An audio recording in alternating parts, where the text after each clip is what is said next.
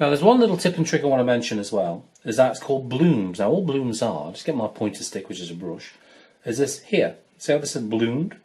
What's happened there really is that because this paint is getting dry and this was still wet, the wet paint was going into the dry area, causing it to kind of speckle like that. Now it's actually quite clever. I quite like that. It's quite a good technique really. So that happens when the paint is nearly dry and wet and you join them both together. So say for example you're doing, I don't know, a sky, for example, and you're working your way down the sky, all the way down the sky, and you think, oh, I just missed a bit at the top, and you go back to the top, but yet the paint is drying. So that's when that happens as well.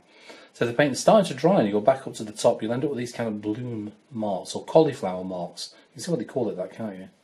So that'll give you an idea what that is. So if the paint is starting to dry and you go back in with fresh paint, this will happen. But as you can see, it can be an advantage as well. So there you go, that's basically what blooms are. So I'll give you some ideas. Talk to you all again very soon. Bye bye for now.